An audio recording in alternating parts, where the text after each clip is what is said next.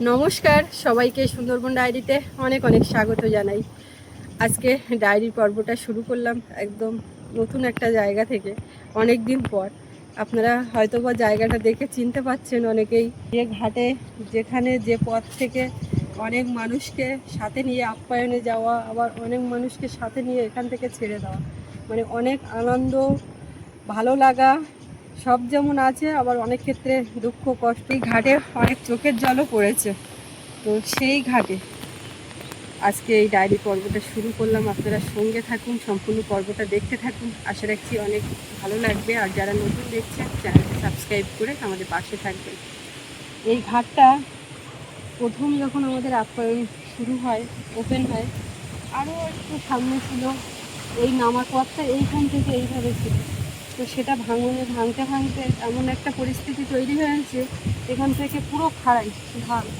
এই আমি যেখানে দাঁড়িয়ে আছি পুরো ভাঙন তুলে, এই যে কি অবস্থা। আর পথটা তৈরি হয়েছে ভেতর দিয়ে, ওই পাশ দিয়ে, এই সাইডে। এখানে আসার কারণ, আপনারা আগের পর্বে শুনছিলেন যে মাছ নিয়ে আসতে যাব, বেঞ্চি জাল দিয়েছে। তো সেখান থেকে জাল তুললে মাছ আনতে যাব। সেই জল আনা হলো, সব হলো, ওইদিকে যাওয়া হলো, ততক্ষণেও তারা উঠিনি জালের নৌকা নিয়ে। তো এখন এই যাব, একটা ছাতা নিয়ে বেরিয়েছি। তা মনে হচ্ছে ওয়েদার কেটে গেছে, হালকা একটা রোদের আরিশ দেখা যাচ্ছে। রোদ এইবারে মনে হয় হবে, আর বৃষ্টি মনে হচ্ছে থেমে গেছে। এইখান থেকে সব বাইন গাছ, এইসব গাছগুলো সব ছোটো ছোটো ছিল। দিনে দিনে তারা তো পরিবর্তন হবে, 3-4 বছরে অনেকটাই তো পরিবর্তন। এর মধ্যে কয়েকটা কেওড়া গাছও আছে। আর এই যে গেওয়া গাছের ফল, গেওয়া গাছে যখন ফুল হয় একরকম দেখতে, একদম ছড়ি ছড়ি ফুল পড়ে, সেটাও দেখিয়েছি আপনাদের। আর এটা হচ্ছে ফল, পরে যখন গাছতলা ভর্তি হয়ে যায় ফলগুলো। এই গেওয়া গাছ সব। ওই যে ওরা নৌকা নিয়ে ঘাটের দিকে ফিরছে, ওই তারও ওই পাশে একজন নৌকা জাল দিয়েছে, সেটা বিনা পানির, তাদের বাড়ি। আর এই যে নৌকাটা উঠে আসছে, এটা আমাদের পাশে, এখানেই যাওয়ার জন্য সেই সকাল থেকে অপেক্ষা করছে।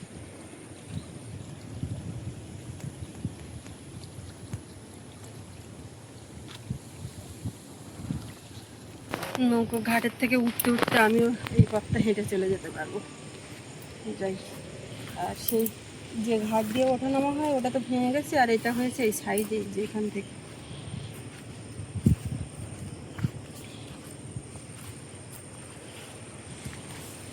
এইখান থেকে একদম জঙ্গলের মাঝখান দিয়ে সাইডে মাটি কেটে উঁচু করে দিয়ে তার উপর দিয়ে এই ব্লকগুলো দেওয়া হয়েছে।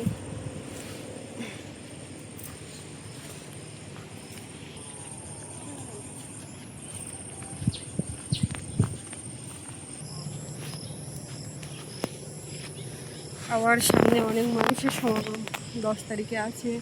পরপর এরকম ডেট তৈরি হয়েছে, আসবে। একবার ওপেন না করলে মাঝখানে অনেকদিন গ্যাপ ছিল তো, আর এই একটুখানি শুকনো করলে এবার ইটটা বিছিয়ে দিতে হবে।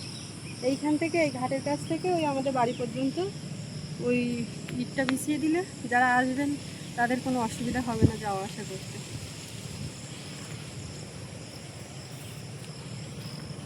এই যেসব ছেলে পেলে স্কুলে বেরিয়ে কত কষ্ট করে যাচ্ছে,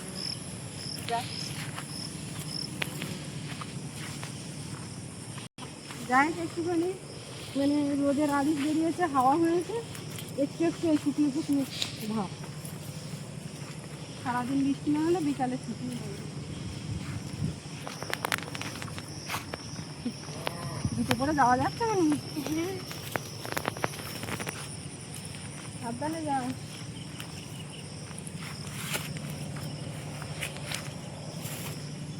ওই বাঁশতলায় খাওয়ার জল। তো এই রাস্তাটা মানে এখন তাও ওঠানামা করতে অসুবিধা হবে না, একটু শুকনো তো। কালকে এসেছিলাম, পুরো সারাক্ষণ বৃষ্টি হচ্ছে, নামতে অসুবিধা, উঠতে তাও পা চেপে চেপে ওঠা যায়, কতটা খাড়াই এখানটায় রাস্তা। রানাটাই না শুনেছ, আইসে নৌকা একদম পড়েনি।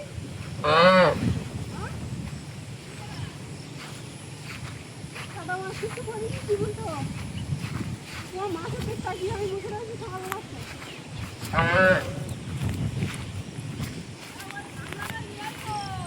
জায়গাটা কি অবস্থা, গোবর দিয়ে এইখানে তুমি দিলে যা কেউ না হারলে শুকিয়ে যাবে সমান হয়ে। আর এইখানটা উঁচুতে ঝড় নামে বলে বোধ হয় এই কর দিয়েছে।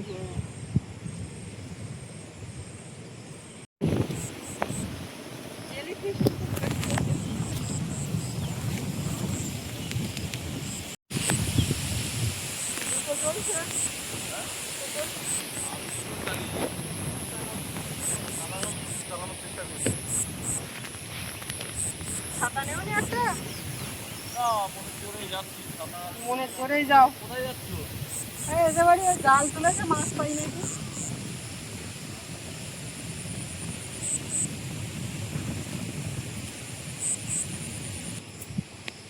এইখানটা বীজতলা ফেলেছে, জল ছেঁচে ছেঁচে দিতে হবে, বের করে রাখতে হবে ধানটা, কদিনের মধ্যে সবুজ হয়ে যাবে। এইগুলো নিয়ে আবার মাঠে রুইয়ে দিতে হবে।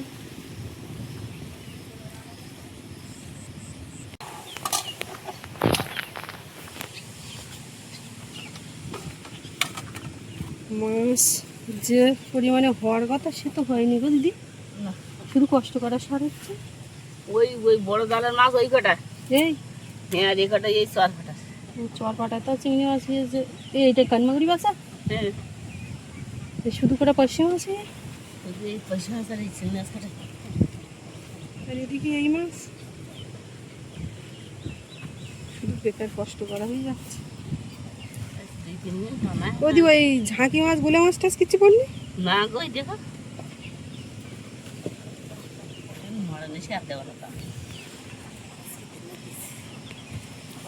একটা দিতে হবে। গাড়িওয়ালা মায় না দিত, গাড়ি না খেয়ে সালটা খায় না। নিরামিষ কেউ খায় না বুঝলে, এই সুন্দরবনের লোকজন নিরামিষ তো খাতে পারে না। না তা না, যারা খায় তারা খায়, এটা কথার কথা।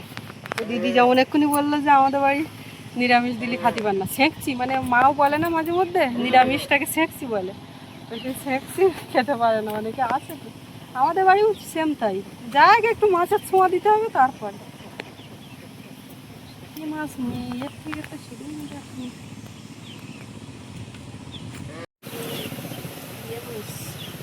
চিংড়ি মাছ আমার বাড়ি আছে।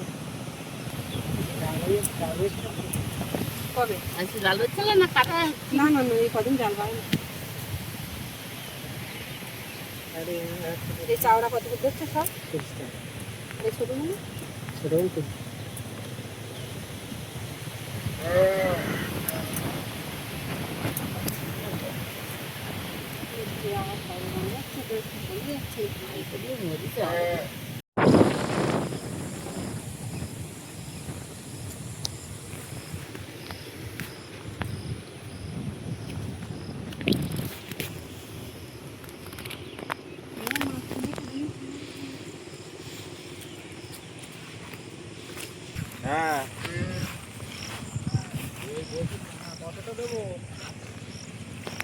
সব মিলিয়ে এই মাছই। হ্যাঁ হেঁটে মানে গালি বুঝতে পারি নাকি। ও মাছ, সাদা মাছ কি ব্যস্ত না খাবা? না ইয়ে কাটা হেঁটে খাবে।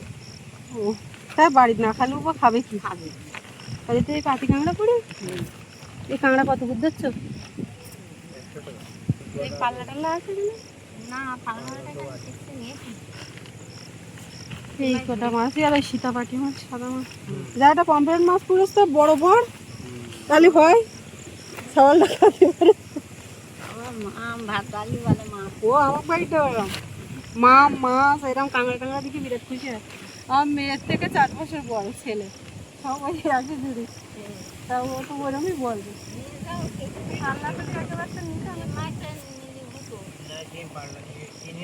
কাঁকড়া না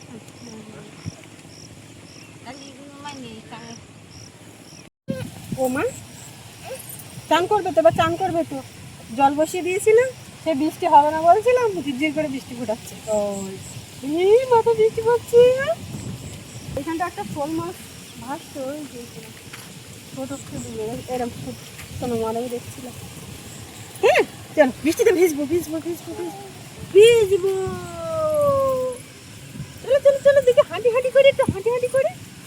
আমি ওদিক থেকে আসার পর মা বলছে ওর একটু রাখো, তুমি এবার দেখো ওর দিকটা, আমি একটু কটা দূরে চা দিয়ে আসি।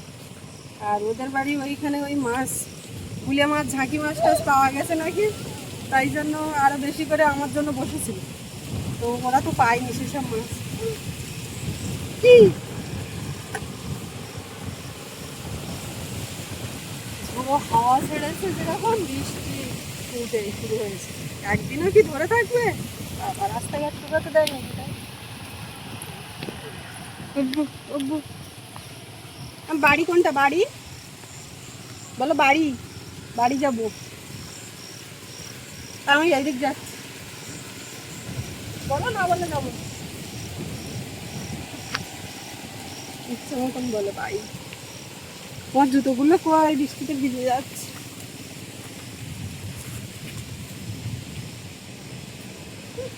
আসি, কাজ যেত, এটা কাজ যেত। থাক বিকালবেলা, বৃষ্টি হচ্ছে কদিন, তো আর বেরোনো হচ্ছে না, জুতো করে আমার হাঁটাও হচ্ছে না।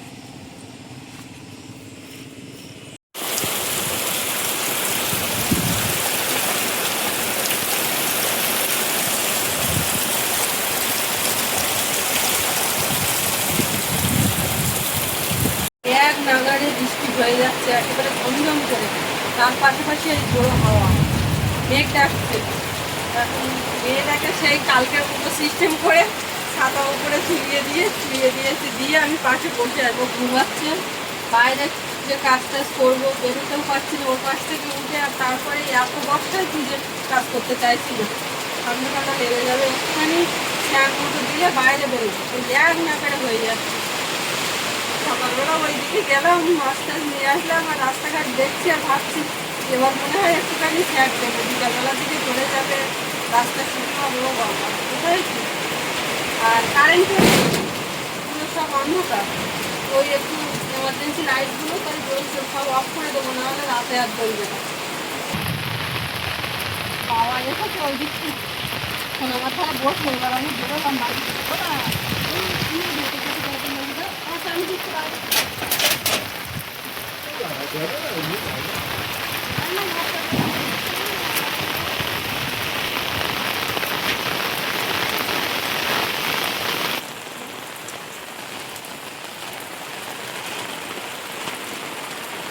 সাইকেলটা এখানে ছিল, পড়ে গেছে, এটা ডাইনিং এর দিকে নিয়ে রাখবো। এখানে প্লাস্টিক মোটামুটি পরে ছিঁড়ে গেছে, আবার নিয়ে আসার ব্যবস্থা করতে হবে। একটুখানি স্যাক দিয়েছিল, ভাবলাম এবার দিয়ে নিয়ে যাবো বৃষ্টি যাওয়ার পরে। আর এখন মানে কি টাইম বোঝার উপায় নেই, দুপুরবেলা ভালো হয়ে আসতে পারি।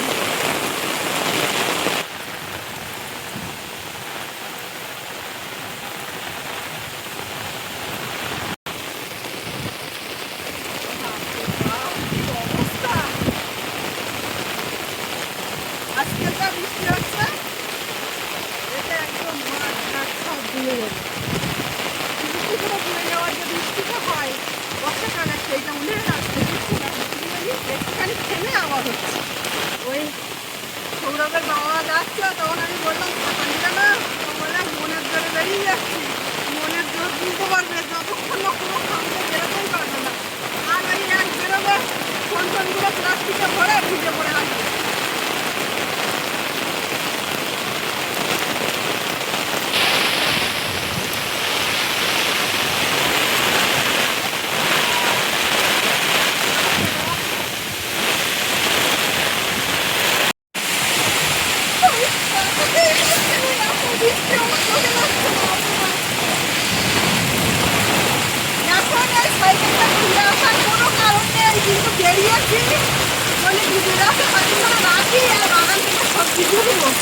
আর মা কোন দিকে সেইটা দেখবো, বাপরে বাপ, আমার বিশ্বাস তো চোখ পুরো বন্ধ হয়ে যাচ্ছে, চোখে মুখে দিচ্ছে, তাকানো যাচ্ছে না।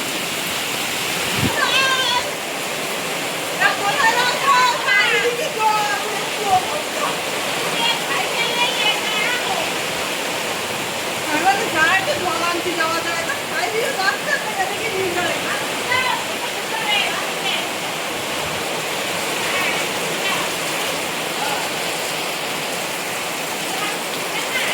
না না,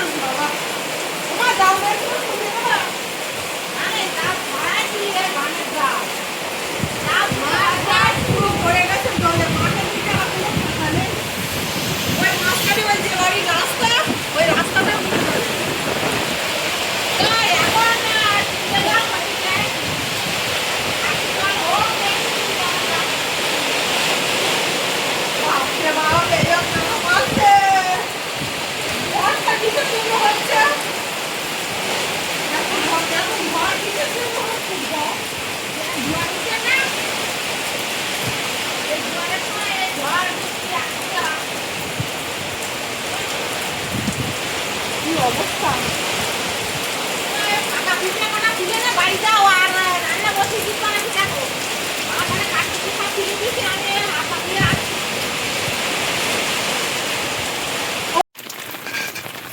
সকালের খাওয়া শেষ, থাল বাসন এখনো ধোয়া হয়নি, এইভাবে রাখা ছিল। এইবার ধুয়ে ধুয়ে মেজে স্নান করে নেবো।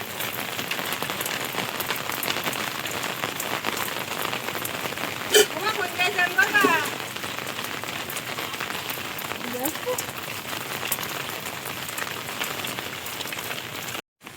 জানের মধ্যে পাইপ দেওয়া আছে না, কিন্তু পাইপটার ভিতরে ইঁদুরি মাঠ তুলে ভর্তি দিতে খানিকটা পরিষ্কার করতে গেলাম। এখন আমার খানিকটা না করতে দিলি যা বৃষ্টি হচ্ছে তা এখন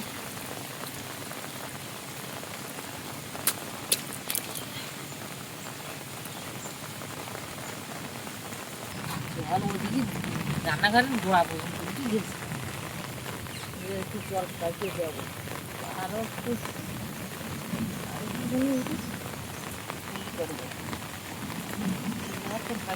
বেশি দিলে এবার ওই পাইপটা দিতে পারলি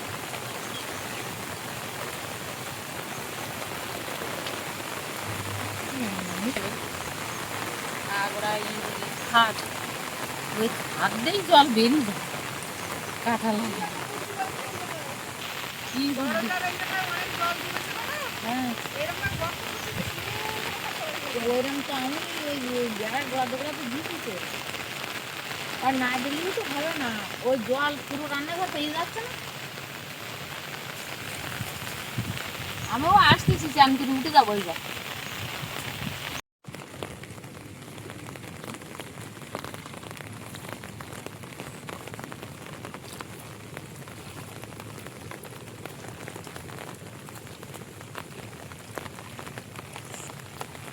এইখানটা সব জল ওখান থেকে ভেতরে ঢুকে গেছে, একদম ফাঁকা তো।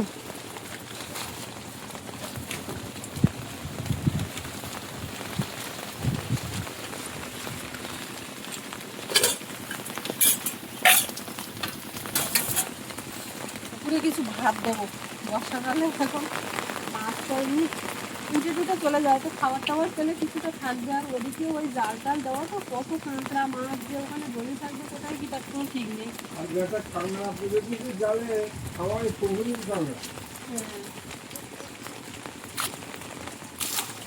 এগুলো মেজে দিয়ে নিয়ে চান করবো।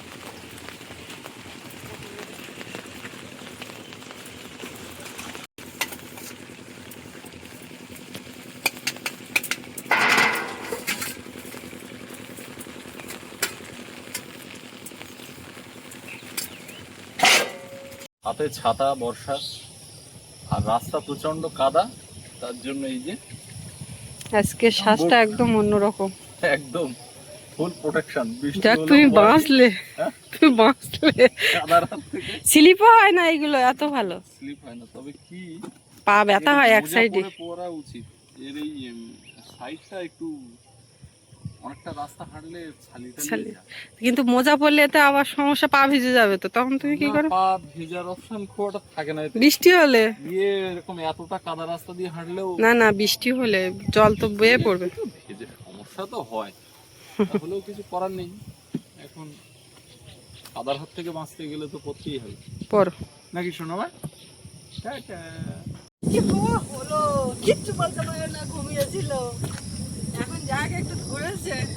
কে আসছে ওদিকটা, কি দেখো তো রিয়াকশনটা দেখার মতো। এটা কে গো? হাসি ফুটেছে। আমি চিন্তায় ছিলাম সোনা বাবা, যাক এখন বৃষ্টিটা ধরে গেছে আসার মুখে। জুতো হাতে করে দাদা দিয়েছে কে? মাঝে একবার পড়ে গেছে আবার গুটিছি। তো ভাঁজ করে করে গোটাবে, টানা তুলবে না। না, ওই- তোমার মানে পরীক্ষা কেমন হয়েছে বা? দারুণ। দারুণ মানে কি জানো তো? পুরো ফুল মার্কস হবে কি? হ্যাঁ। দেখা যাক। আজকে ইংলিশ গ্রামার ছিল তো হ্যাঁ, ইজি। রান্না করেছি, রান্না করেছি বলে যাবে বলো? এইটা হাসি চিন্তা নেই। পুকুরে জল থই থই করছে একেবারে খামায় গান।